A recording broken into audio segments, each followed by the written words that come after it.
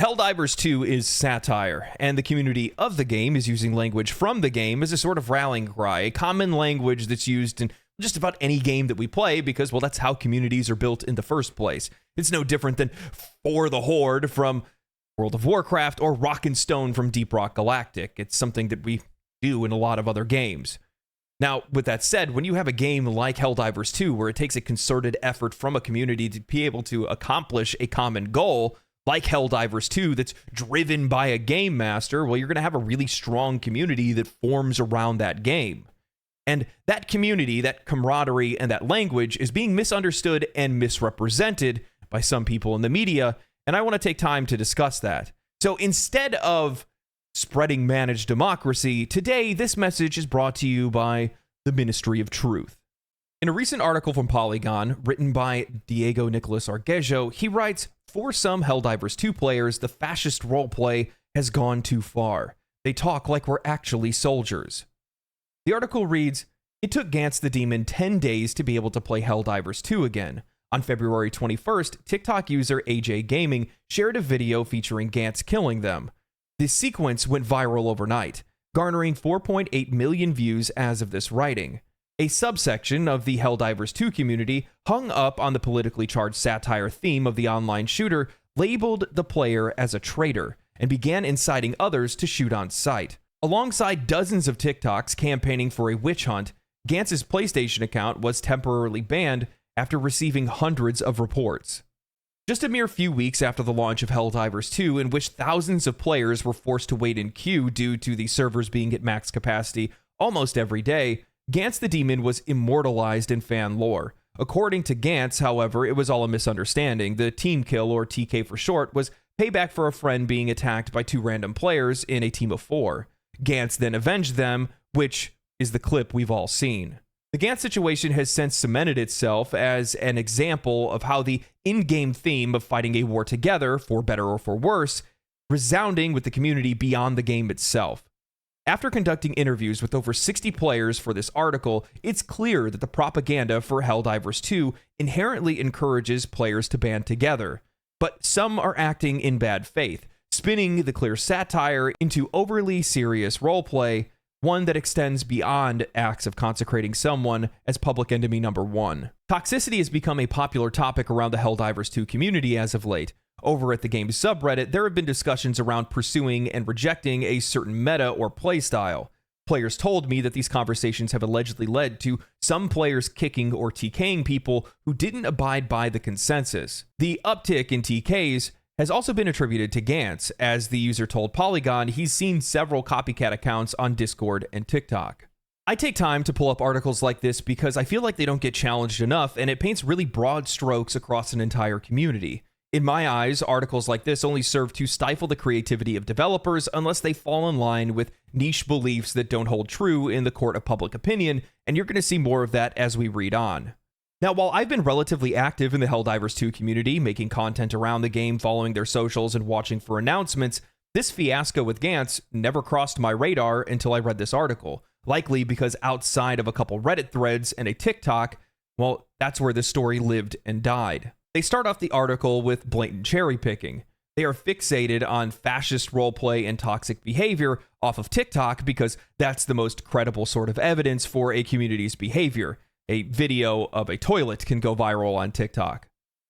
The journalist posted a Reddit thread of a video calling Gantz a traitor, but ignores posts around the exact same time calling the Gantz discourse in general cringe and saying that it's only going to lead to more copycats and more team killing if people continue to talk about it. Now, that's not to say that Gantz didn't receive some backlash or that a few people didn't latch on to this.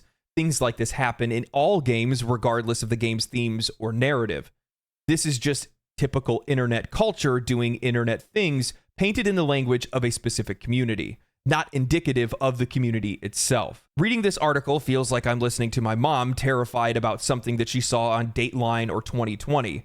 Those shows single-handedly killed the sale of white minivans.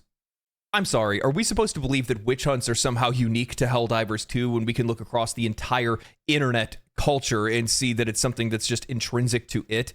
Meat Canyon can put out a cartoon about Taylor Swift and get attacked by the Swifties. Baldur's Gate 3 can make a patch that fixes a ton of different things, but breaks some people's mods and end up getting threats from the modding community. Pocket Pair puts out Pal World, and Pokemon stands jump to the defense of Nintendo. Anytime a content creator steps into the ring or disagrees with another content creator, it almost always begets some type of brigade of some sort. There are so many people on the internet that are bored and reactionary and have far too much time on their hands, and not enough of it is being spent outside.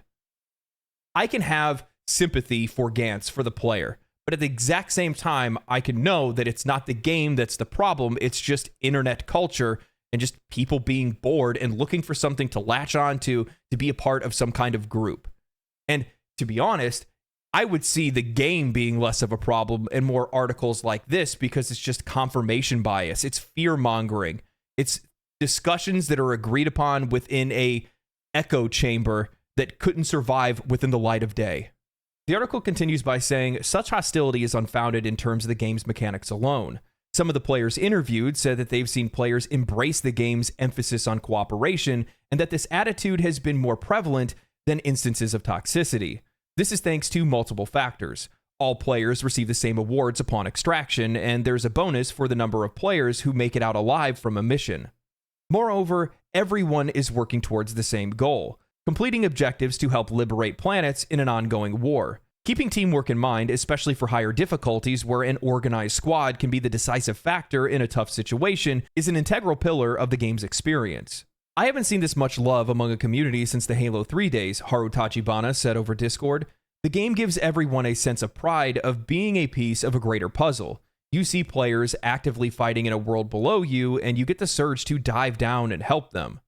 This is supported by Kadrian96, who pointed out the novelty of the narrative around Helldivers 2 being purely player-driven, as opposed to other live service game events where players' mission results don't impact the story. This makes it feel like if we lose, we're all going to see the consequences in the higher enemy count, stratagem bonus, or different climate conditions on a planet. This echoes the events of Malevelon Creek and the first unsuccessful mission last week. Most of the interviewees pointed at the sense of camaraderie as a big uniting force. 11 of them replied to the questions in character, talking about doing their part for the sake of democracy alongside their fellow divers. A couple Discord profiles were entirely committed to the bit, from display names detailing in-game ranks to profile pictures that say Malevelon Creek Veteran. The community has been expanding on the game's thematic propaganda since launch, including anything from fan-made posters that gave birth to slogans like Spill Oil to the Super Earth Broadcast, a fan-run TikTok account that shares daily updates about the Galactic War. Several interviewees said that these community creations convinced them to purchase the game. Most found its satirical perspective was easy to roleplay around and create fan-made content that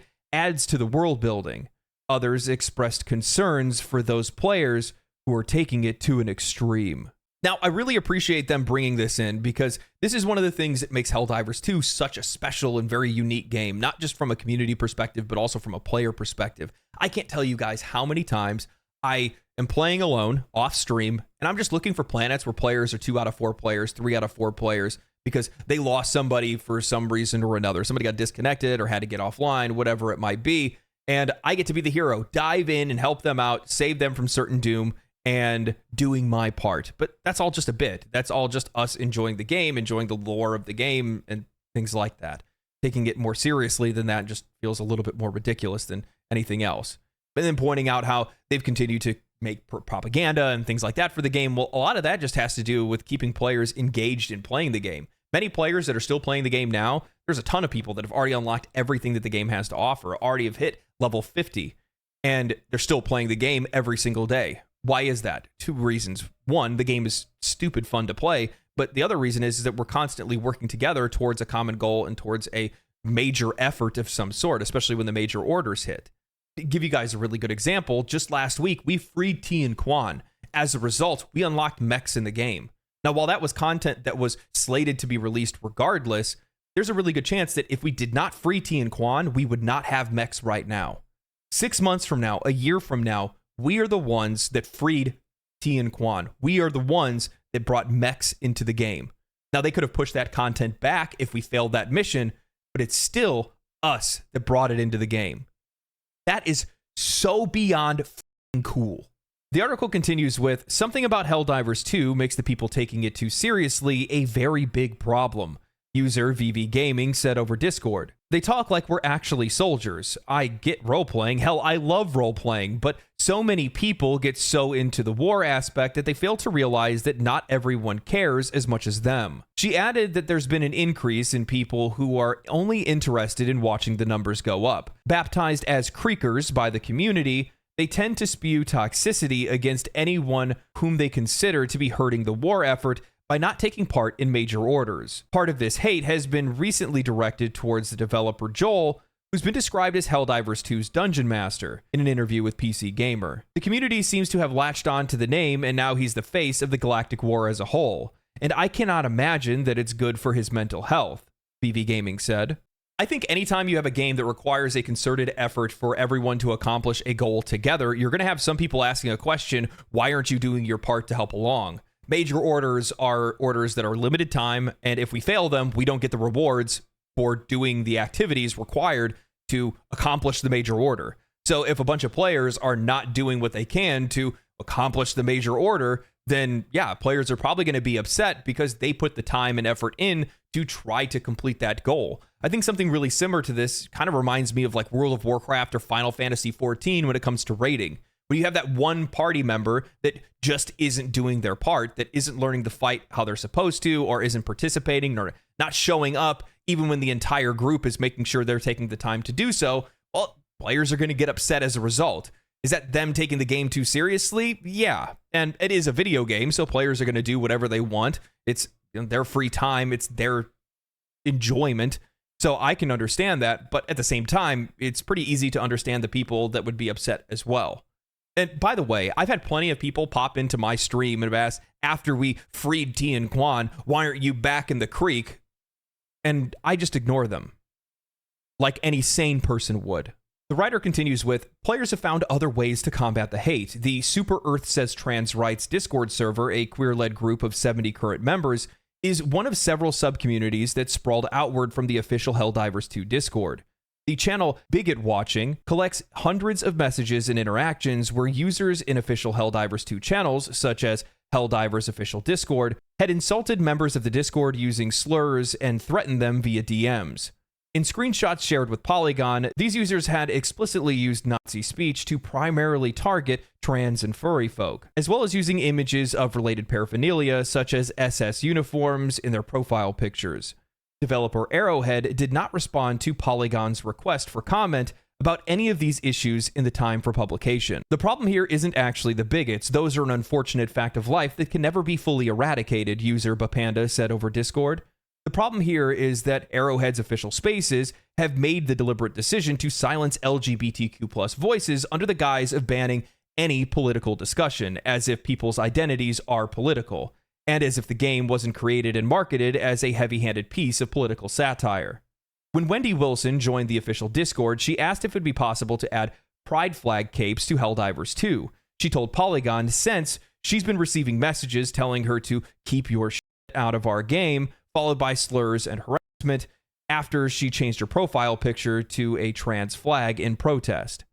After posting a long message in the official Helldivers 2 Discord detailing the events and asking for proper moderation, she was timed out for 24 hours. Her message was deleted, and another swarm of people DM'd her. Disallowing discussions only cause LGBT members of the community to hide, while the bigots get to remain, read an excerpt of the deleted message. Encounters like this have extended to the game itself. This past weekend, user Mechanized Contortion was killed and kicked from a public lobby after someone in the squad saw the trans flag in their Steam profile picture. When I joined, I saw him go AFK for a bit, and when he came back, he had typed in the chat along the lines of, "Get out of my game, freak," and then killed me, she said. He told me after I asked why he said that, he looked at my Steam profile, and that he doesn't like your kind of people. He kicked me after that. It was fucking surreal. I'm gonna stop for a moment. I don't like when people receive hate. Personally, it disgusts me. But in the same breath, what is healthy about keeping and holding on to every poor interaction, every bad interaction, every hateful person that you've ever seen, and keeping it in a thread? it's only going to create some level of hyperbole where you're going to be seeing this everywhere that you look because you're saving it and holding on to every single one of those bad interactions. There's always going to be bad actors. And even more so, why are you keeping your DMs open for these people to easily reach out to you in the first place? You need to be having your DMs closed to people that only want to add you as a friend. And as the person had said, these people are waving around Nazi memorabilia and things like that. Well, if that's the case, well, you block those people and you move on because they're obviously unhinged. There's no reason to give them any more time than necessary. And when they go and they say that Arrowhead is silencing LGBTQ voices, that is so beyond dishonest because it's not just their voices they've been silencing, it's both sides. I've already seen the different threads that have been on Steam as well as in the Discord. They banned both sides of that argument because any charged discourse is not what they want in their game because it really just doesn't have a place in it. You know, one of the things that I brought up in my review for Helldivers 2 is that the game aims to have this shared experience, this universal experience where individual characteristics mean far less, like gender as an example, mean far less in the fight for humanity, in the fight for Super Earth. And why would we add segregation to a game that doesn't have any segregation? There is no identity outside of Helldiver. You can't pick your gender or anything like that in the game, so why would you want to have these individual characteristics in a game where that would undermine the narrative and the purpose of the game because individuality has no place in Helldivers 2. The only thing that matters is Super Earth. Not you, not who you think you are, not anything else. That's the narrative of the game. That's the story of the game. Are we trying to undermine their beliefs, their story, their art for the sake of our personal individual needs in a game? That doesn't really make a lot of sense, especially with the core story of the game. The article continues with, as it stands, interviewees echoed that the opportunity for players to grief one another is incredibly high with the way that friendly fire works. Some argue that the mechanic adds realism, and clips of accidental kills received with jest contribute to the overall virality of the game. Others are aware of how kicking and killing teammates is being used in bad faith. When we asked for features that they'd like to see mitigate these issues, users mentioned being able to report players for griefing or team killing, adding a friendly fire warning similar to Rainbow Six Siege, and penalties for going against teamwork could make the difference, among other similar suggestions. Issues that extend to the community as a whole, however, seem to be growing more wieldly by the day. The thing is about this game is that on the surface, it looks like a game for chuds, user Rainey said over Discord, media illiterate boogaloo boys that will take advertising at face value, not realizing that they're the ones being parodied. The people who unironically think Homelander is the hero of the boys. A 21-year-old user who asked for anonymity said over email that because of tools like the website and API Helldivers.io are exposing raw data behind the curtain, it's led to a more meta take on the war. According to this player, details such as liberation rates for each planet have been used to spread hate to others for not playing the game right, which has included death threats. The user has since created a separate brigade, acting as one of the several sub-communities meant to be a safe and open space for queer folks. I care so much for Helldivers 2 and the community I've found, they said, and I'd hate to see this game become known for its toxicity not being addressed. I'm not going to diminish the experiences of these players because hateful people undoubtedly exist in the world, especially in internet cultures, especially in internet communities. Heck, go look at Twitter for more than 5 minutes.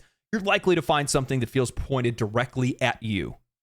And maybe it's just me being numb from playing Xbox 360 Call of Duty lobbies, but I just feel like a lot of this is really anecdotal. And it's not indicative of Helldivers 2. And that's the reason why I'm making this video, the reason why I'm pushing back against this article, because it's painting a broad stroke, seeming like there's a major issue in the Helldivers 2 community because of the game that was made, the narrative it has, the themes it involves, and also the lack of involvement from Arrowhead Studios. But it's not their place. And the reason why it isn't is because they purposely went out to make sure that they were stamping out any charged discourse between players, not just on one side, but on both sides, specifically because if you take that out, you and I are just players that like Helldivers 2. Simple as that. That's the whole reason the game even has that kind of theme to begin with, because identity takes a back seat to Super Earth. We are fighting for a common cause. That's one of the most magical things about this game. It's one of the things I wrote about in my review for the game, which not enough of you guys went and watched. You need to go watch my review for Helldivers 2. In a lot of these cases, it's our responsibility to try to police other players. And it's not just reporting other people, that's also blocking them. That's also not putting ourselves in the crosshairs of other people as well. Not leaving our DMs open or anything like that. It's being cautious, being careful, because it's the internet and we don't know who's on the other side of that mic, who's on the other side of that keyboard. And that's not fear-mongering to say that. It's just there's steps that we can take to make sure that we're having an enjoyable experience and it's not being interrupted by weirdos. And a lot of the discussions that people have had, even with the meta discussions, or, oh, there's all these meta players that are killing and kicking other players from lobbies. I'll be honest with you. A lot of that discourse lived and died within Reddit threads. I only saw it ever happen once to me. And it's not as prevalent as people make it seem to be once you see it in an internet thread or on a YouTube video or anything like that. And again, I'm going back to, it's not necessarily Helldivers 2 or Arrowhead's place to try to police this as hard as people are making it seem like they need to. It really does come down to the players. And there's data to prove it. Last year, Unity released a report on toxic behavior in video games and the best solutions for both players and developers. The report first defined toxic behavior, saying that opinions vary on the exact definition of toxic behavior, but most developers said that they know it when they see it: verbal abuse, bullying, cheating, hate speech, threats, hacking, and etc. Nearly half, or 45% of the developers, find toxic behavior in multiplayer games common, and over 12 months, most players, 74%, had witnessed or experienced it at some point. The first graph depicts that the most toxic behavior that was prevalent was cheating, with intended disruption close behind.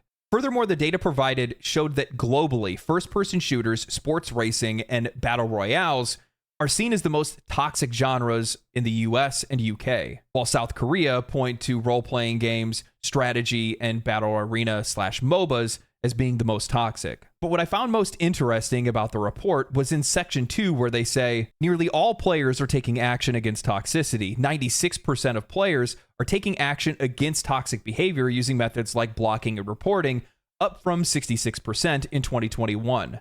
Notably, 67% said they might quit a toxic game, and 74% avoid games that are known for having hostile or toxic communities. It's shown in the chart below that most players are blocking other players that they find disrupting or toxic. Now, while not completely unrelated, there is a section that talks about why players stop playing a game, and I think it puts the conversation into perspective on how much the issue actually concerns players in general. When Unity ran a poll asking players why they actually quit a game, the vast majority of players voted more in favor of the actual gameplay experience, lag, paywalls, and repetitive or dull gameplay experiences, whereas developers voted saying lag, lack of players, and toxic communities. Now, the reason why I bring up that last part of their presentation from Unity is specifically because it draws a direct conflict with the article that we discussed earlier, where it shows that most player concerns are more on the overall experience of playing a game, not necessarily the community. It's more about the overall experience of playing a game, the monetization, the lag, how well the game plays, and things like that. And for so long, we have been pushing for developers to just hold firm on their position of what they want to make for a game, hold true to whatever their creative decisions are. And Arrowhead Studios is doing that. And in the first time that we have a studio, I shouldn't say the first time, but a lot of studios have actually been doing it recently, which has been really refreshing. Notice it's the independent studios that are ones that have been doing it. But with that said, when we finally have a studio that's doing something that is genuinely making a game an overall better gameplay experience, we now have people that are still pushing back against it regardless. And it's just not necessary in the context of this game, in the context of its community. And this really does come down to what the data suggests, which is that players have to police their own. We have to do our best to try to make sure that we are giving ourselves the best experience possible, because many of these developers that are out there do not have the resources to be able to take care of an issue that's as widespread as internet trolls. So I disagree with the article. I don't diminish the experiences of the players, but we have to do what we can to be able to protect ourselves, and it's as simple as that. So that's all I have. I hope you guys enjoyed the video. I hope you found it somewhat informative in some way. I'm probably pissed off a bunch of people with this one, is what it is. I'll make sure to block you when I see your comments. And yeah, that's about it. So if you guys did enjoy the video, like, subscribe, Patreon link down below. You guys can catch me live probably right after this video goes live. And yeah, that's about all I got. So stay cool, stay righteous, stay safe, and this is a message from the Ministry of Truth. Peace. Family, family, family, family.